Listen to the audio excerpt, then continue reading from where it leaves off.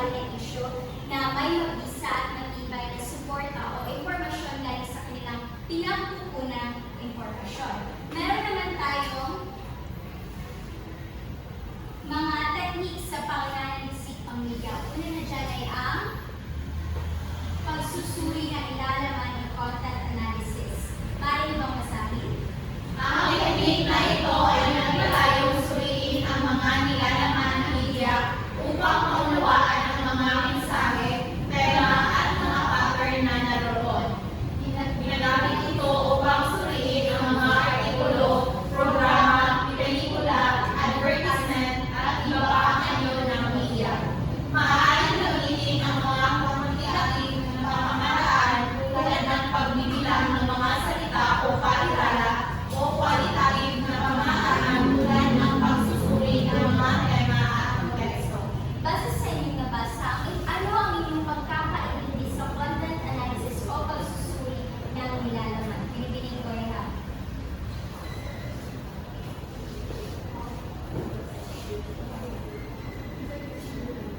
Para sa iyo, ano ang naiintindihan mo tungkol sa pagsusuri ng nilalaman o content analysis?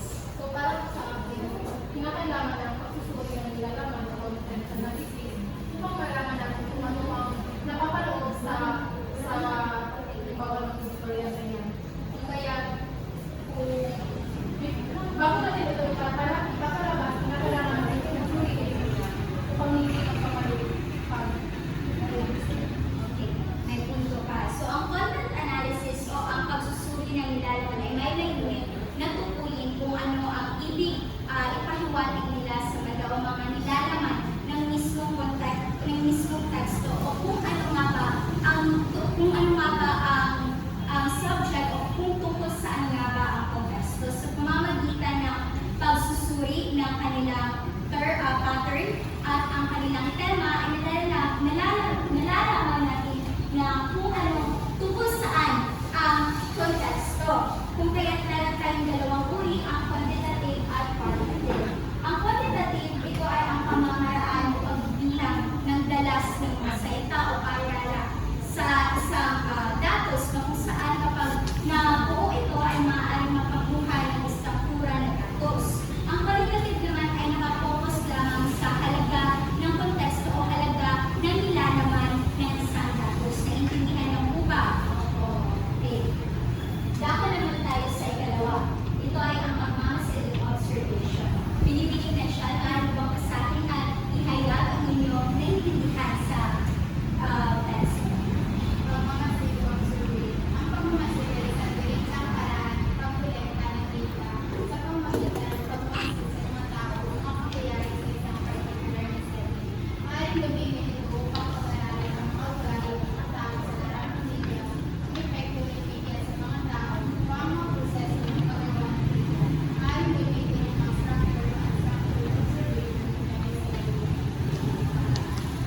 So, ang naiintindihan ko kapag sinasabi natin pagmamasid o observation sa isang direktang paraan ng pagkolekta, ito yung direkta kang nakikipag-komunikasyon o direkta kang nakikipag-halubilo sa isang tao. Halimbawa kapag kung ano ang nangyayari, kung ano ang ginagawa o nangyayari ay maaaring nangyayari tuloy sa pamamagitan ng pag-observe. Maraming salamat, pinipiling na siya. Ang pagmamasid o observation ito ay pagtatala ng mga makabuluhang analysis tungkol sa isang natural na setting o natural na pangyayari sa isang kapaligiran. Halimbawa na lang kapag nagmamasid ka sa isang tao na sa pang-araw-araw ay palagi siyang pumupunta sa trabaho, iyon ay pagmamasid. Ito ay ginagawa ng tagapagsuri at taga-salisik sa pang-araw o naging daily routine nito para makuha niya ang gusto niyang resulta sa kanyang pananaliksik.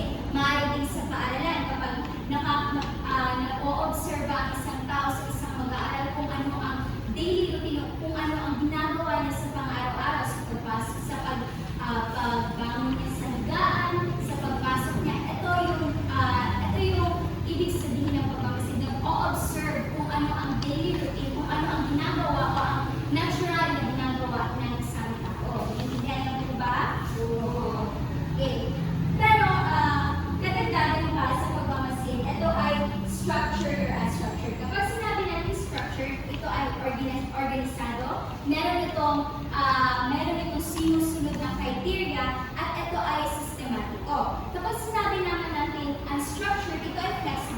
may kakayahan ang tagapagsaliksik na gumawa o maghanap pa ng impormasyon na kung saan hindi ito nakasunod sa criteria na nilahad niya sa kanyang pananaliksik. Nagkakaintindihan naman po ba? Okay. Ang ikalawa ay ang interview o ang pag-i-interview. Binoong Sinsoro, maaari mo bang basahin at ilahad ang inyong pagkakaintindi sa test, no? Ang pag-i-interview o interview ay isang mahalagang technique sa pananaliksik ng pamilya. Nagbibigay dahil sa pagkuha ng mga personal na pananaw para sa pagpili ng mga tao. Maaari maging ng mga structured or unstructured interviews depende sa rin ng pagkakaroon. Para sa gawa ng interviews ng personal sa telepono o online. Base sa ang pagkakaintindi, mahalaga ang pag-i-interview sa isang technique sa pananaliksik ng pamilya dahil sa pag-interview ay doon nalaman ang parang personal opinion ng mga tao kung ano nga ba ang mga nangyari sa isang lugar. Tapos marami itong marami itong kahit hindi sa personal, marami itong cellphone and kahit na chat na. Maraming salamat, Miss Sinsoro. So, ang pag-i-interview o interview, ito ay tapat ang pakikipagpanalig sa isang tao na kung saan ikaw ay nakikipagkomunikasyon sa isang tao. Ito, halimbawa, ikaw si Kelly ang nag-i-interview at ang kanyang tinatanong ng mga impormasyon ay si Ann. Siyempre, bago mag-interview si Kelly ay hihingi muna siya ng permiso sa kanyang i-interview. Hindi naman dali-dali i-interview mo siya on the spot, di ba? Hindi yun pwede. Dapat may permiso muna. So, yung mga tanong o yung pag-i-interview ay may mga katanungan ng isang nag-interview. Halimbawa, nagtatanong si Kelly ng pangalan. Depende na yun sa ini-interview niya kung ibibigay niya ba ang kanyang full name o di kaya pwede siyang gumamit ng alias sa pag-i-interview. O di kaya kapag nagtatanong siya, ang mga tanong na sinasaad ni Kelly or ibinibigay ni Kelly ay sasagutin ni Mary Ann ng tapat at o yung mga pawang katotohanan naman. Iyan po ang pag-i-interview. Naintindihan lang po ba? Okay. Dahil naman tayo sa susunod, ang pagsusuri ng datos o data analysis. Pinipiling Villalon, maaari pang basahin at ilahad kung ano ang naintindihan mo sa teksto. Ang pagsusuri ng datos ay isang halagang bahagi ng pananaliksik pamilya na nagbibigay daan sa pag-unawa sa mga pattern, ugnayan at mga trends sa mga nakuwentang data.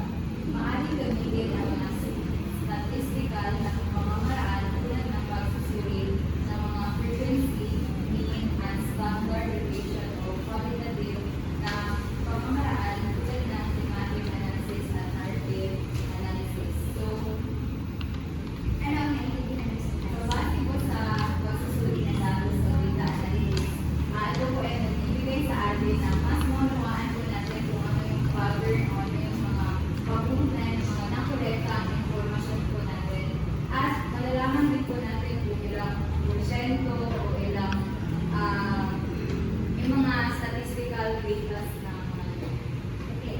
Ang pagsusuri ng datos o data analysis ay katulad lamang ng content analysis na kung saan sinusuri ang pattern o ang tema ng isang datos o isang pagsasaliksik. Na kung saan kapag nagsasaliksik kayo ng data analysis, dapat ito ay organisado, ito ay napag-aralan ng maayos, at ito ay nakabalangkas ng maayos sistematic. Halimbawa na lamang ng data analysis ay ang thematic analysis. Ang thematic analysis, ito ay pagsusuri o pananaliksik tungkol sa pattern o kung ano ang pagkasunod-sunod ng isang konteksto o isang datos. Ibig sabihin, ito ay sinusuri, ito ay tinitingnan kung ano ang naupuso o ano ang mga pangkaraniwang taste ng mga tao sa ngayon. Ang narrative analysis naman, ito ay tungkol sa mga karanasan ng isang tao. Nagagawa natin ang narrative analysis kapag na pag-aaralan natin ang buhay o ang istorya ng isang tao na kung saan doon natin malalaman kung ano nga ba ang kahulugan ng buhay ng isang individual o buhay ng pagiging halimbawa na lang, buhay ng pagiging Kelly, buhay ng pagiging Erica, kung ano ang buhay niya o kung ano siya sa kanyang buhay. Naiintindihan mo po ba? Sunod naman ay ang pagsusuri ng kaso o case study. Binibining ko meron, maaari ko bang basahin at ipaliwanag nyo na intindihan. Ang pagsusuri ng kaso ay isang malalim na pag-aaral ng isang professional na tao o organisasyon ng pangyayari. Ginagamit ito upang magturuan ng mga kritikal na issue at mga site na nag-a-apekto sa isang particular na sitwasyon. Maaaring gamitin ng iba't-ibang technique tulad ng pag-i-interview, pag-mamasik, at pagsusuri ng dokumento. Pagsusuri ng kaso ay ibig sabihin na may isang particular na issue o regalo na minsan ito ay sinusuri upang maaaring upang malutas o mabigyan ng solusyon. Ito ay particular sa mga lalo na sa mga mapabatas sa mga tao na may kailangan sa pagkakasimulan. Ang mga pag-aaral na ito, mga analysis na ito ay may kailangan sa mga issue. Ito pa, tama sa binibining pagkakas. Ang pagsusuri ng kaso o case study, ito ay pag-oobserba ng mga kaugalian, kung ano ang kasi pagkatapos pamumuhay, kung anong katangian ng isang tao sa isang lipunan. Na kung saan kapag ginagawa mo ang case study, hindi ito dali-dali natatapos ng isang araw. Ito ay isang long-term process. Ito ay mahabang proseso sa pananaliksik dahil kailangan mong suriin kung ano nga ba ang ginagawa sa isang lipunan, kung ano nga ba ang katangian ng mga tao sa isang lipunan. Maaari tingnan mo kung ano ang pag-uugali nila sa isang lipunan at maaari rin itong gamitin sa mga mabibigat na isyu kagaya ng sinabi ni Pilipining Panginoon. Mga komplikadong isyu na kung saan ito ay kalimitan ginagamit sa larangan ng mga pagbalas o sa mga paggawa ng mga batas. Naintindihan na po ba? Okay.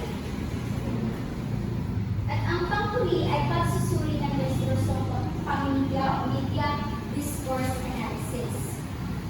Binibining Rhea and Shaw, maaari mo bang basahin at ilahat kung ano ang naintindihan mo sa text. Ang technique, pagsuri ng diskursong pang-media o media discourse analysis. Ang technique na ito ay naglalayong suriin ang mga salita, palihala, mga konteksto sa mga teksto ng media upang maunawaan ang mga ideolohiya, kapangyarihan at mga kultural na pagpapahalaga na naroon. Ginagamit ito upang suriin ang mga balita, advertisement, pelikula at iba pang anyo ng media.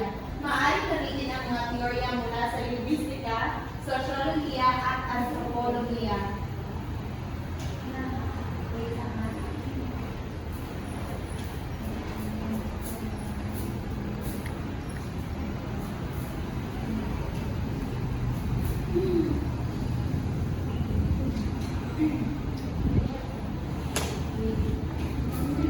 So, para po sa akin, ang pagsusuri ng diskursong pang-media, ito po yung ito po yung panahon o ito yung pagkakataon na kung saan ay susuriin po ng mabuti yung mga teksto po, di kayo yung mga salita na napapaloob doon sa isang akda o isang konteksto. Ito po ay mahalaga upang lubos po natin maunawaan ang mga balita o di kayo advertisement na ipinapakayag po. Maraming salamat sa media discourse analysis